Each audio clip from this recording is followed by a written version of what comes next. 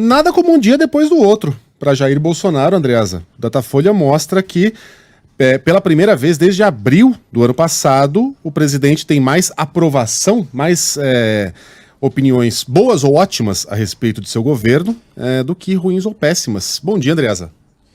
Bom dia, pessoal. Boa sexta a todos. Megali, veja aqui o número, né? 37% segundo o Datafolha de ótimo ou bom contra, segundo o levantamento anterior, 32% de junho. E o que me importa aqui nessa análise, pelo menos de partida, são esses 32% de aprovação de ótimo ou bom em junho. Porque aí nós remontamos ao que a gente pode considerar o auge da pandemia entre nós. E o que isso significa?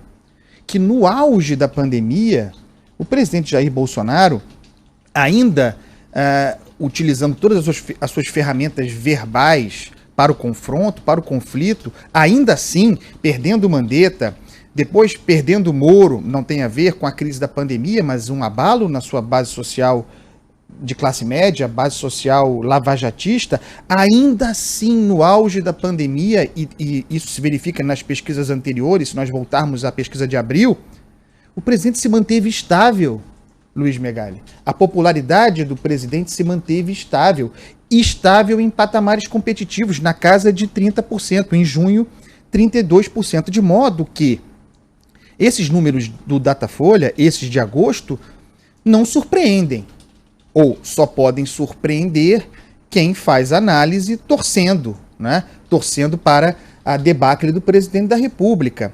Mas o fato é que, tendo passado por tudo o que passou e se mantendo estável, competitivo na casa dos 30%, quando o sujeito muda o tom, baixa o tom, acaba com aquela exposição da sua natureza para o conflito, no cercadinho, todo dia provocando, todo dia gerando conflitos, indo toda semana às ruas para manifestação, hostilidade às instituições.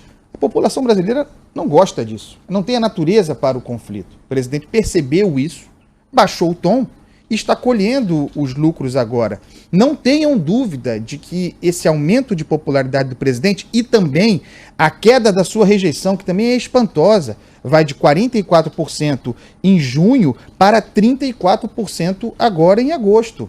Baixou a bola, colhe os dividendos. Não se deve atribuir somente esses bons números do presidente ao efeito do auxílio emergencial, porque ele também cresce no Sudeste, no Centro-Sul, onde, em tese, o auxílio emergencial é menos efetivo, resulta menos.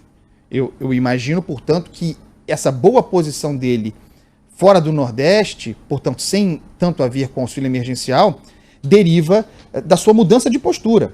Não quer dizer que o sujeito não pense o que pensa e que não seja o autoritário que é e já deu demonstrações. É uma mudança de método. Por quanto tempo vai durar? Não sei, mas assim é. Em relação ao Nordeste, também os números são espantosos. A rejeição no Nordeste era de 52% em junho, caiu para 35%, e a aprovação foi de 27% em junho para 33% agora em agosto. Aí sim, tem a ver primeiro, eu imagino, com o discurso que o presidente encaixou, aquela oposição bastante precária, né? Mas aquela oposição entre saúde pública e saúde econômica. O presidente encaixou, se colocando do lado da saúde econômica, que seria a saúde da economia popular, endereçando mesmo o seu discurso aos mais pobres, aos autônomos, aos que vendiam almoço para poder jantar, às manicures, aos motoristas de aplicativo. Esse discurso, já em pesquisas lá atrás, né, já em maio, se registrava o efeito do discurso. Quando o auxílio emergencial começa a resultar, começa a chegar na ponta, e de fato muito importante, necessário, fundamental, decisivo, para que as pessoas não passassem fome, os números resultam. E aí a gente precisa olhar para frente, porque o futuro da política econômica do governo Bolsonaro está, obviamente, né, ele está vendo as pesquisas, está, obviamente, ligado à política eleitoral, ao norte da política eleitoral. Ao fazer tudo isso, ao fazer todos esses ajustes, primeiro em postura e segundo em botar o pé na estrada, né, em investir em obras, esse lado desenvolvimentista, que tem a ver com a sua origem militar, né, a ideia de um milagre econômico para chamar de seu, a perspectiva de ter um Bolsa Jair para chamar de seu, esse que será o Renda Brasil. Aliás, percebam como o ministro da Economia, Paulo Guedes, trabalha, percebendo também a sobrevivência, trabalha para ser o pai do Renda Brasil. É como Paulo Guedes, né, chamado de fura-teto pelos desenvolvimentistas, é como Paulo Guedes pretende entrar na disputa de fura-tetos, para se manter competitivo, ser o pai do Renda Brasil. Esse é o norte, esse é o futuro do governo Bolsonaro. Nós estamos falando disso aqui há muito tempo. E a gente lembra, para encerrar, da live do presidente de ontem. Tem tudo a ver com isso, né? A constatação da realidade. O meu futuro, a minha condição de ser competitivo, de me manter competitivo e ampliar a minha competitividade é botar o pé na estrada, é gastar. Portanto, gastar para financiar todos esses projetos significa que alguém terá de pagar essa conta, de ter uma conta a ser paga. E aí tem aquele diálogo maravilhoso dele ontem, né? Ele diz, o presidente, então, a ideia de furar o teto existe. O pessoal debate. Qual o problema? Aí alguém diz para ele, né? Ele reproduz. Presidente, na pandemia nós temos a PEC de guerra. Nós já furamos o teto em mais de 700 bilhões. Dá para furar mais 20 bi? Aí ele pergunta, qual a justificativa? Se for para vírus, não tem problema. Aí o sujeito diz, né, que pode ser o Rogério Marinho, personagem fictício. Ah, mas entendemos que água, por exemplo, é para essa mesma finalidade. Aí ele diz, então a gente pergunta, e daí? Já gastamos 700 bi, vamos gastar mais 20 bi ou não?